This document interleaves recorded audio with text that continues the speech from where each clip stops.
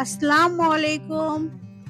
আজকে আপনাদের রান্না করে দেখাবো ফুলকপি, আলু, টমেটোর বল মাছের ঝোল। শীতের দিন তো চলে আসছে, সবার বাসাতেই ফুলকপি থাকে। এখন তো সব জায়গাতেই ফুলকপি পাওয়া যায়। চলুন আপনাদের এবার রান্না করে দেখাই ফুলকপি, আলু, টমেটোর ঝোল। দেশীয় স্বাদে, দেশীয় স্টাইলে।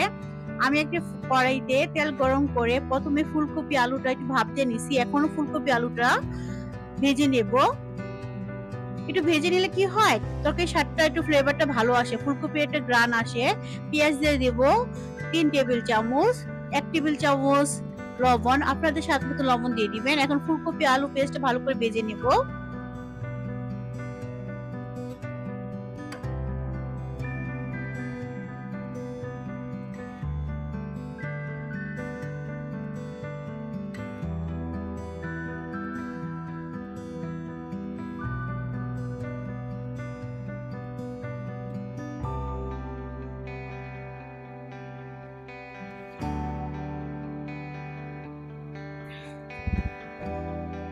যখন আলু আর ফুলকপি থেকে একটা ফ্লেভার বের হয়ে যাবে, ভাজা হয়ে যাবে, তখন আমি 1 টেবিল চামচ হলুদ গুঁড়া, 1.5 টেবিল চামচ মরিচ গুঁড়া, আপনারা আপনাদের পছন্দ অনুযায়ী দিতে পারেন মশলাটা। হাফ চামচের একটু কম ধনে গুঁড়া, এটার মধ্যে একটু জিরা বাটা দেব, অল্প একটু জিরা বাটা, 1/2 টেবিল চামচ আদা রসুনের পেস্ট। আমি আদা রসুনের পেস্ট আর পেঁয়াজ একসাথে ব্লেন্ডারে পেস্ট করে নেই। এটা এখন দিয়ে দিব, দিয়ে ভালো করে একটু সামান্য পানি দিয়ে ফুলকপি, আলু, টমেটোটা ভালো করে এখন কষিয়ে নেব। বাসার চেষ্টা করবেন ভালো করে একটু কষিয়ে নেওয়ার জন্য, তাহলে ফ্লেভারটা ভালো আসে।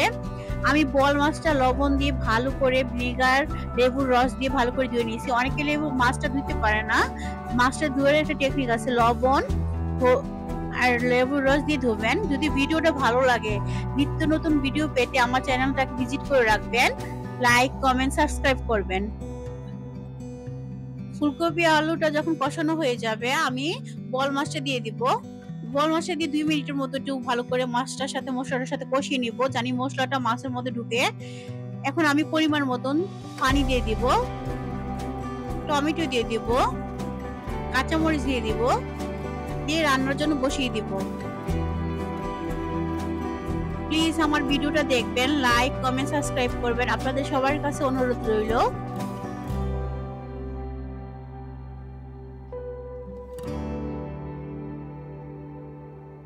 যখন রান্নাটা কমপ্লিট হয়ে যাবে, আমি লাস্টে দিয়ে জিরা ভাজাটা দিয়ে দিব 1/2 টেবিল চামচ। বেশি করে একটু ধনেপাতা দিব, এখন তো শীতের দিন, ধনেপাতার ফ্লেভারটা খুব ভালো লাগে, আপনারা দেওয়ার চেষ্টা করবেন। অনেক আছে ধনেপাতা খানা, তার ইগনোর করবেন।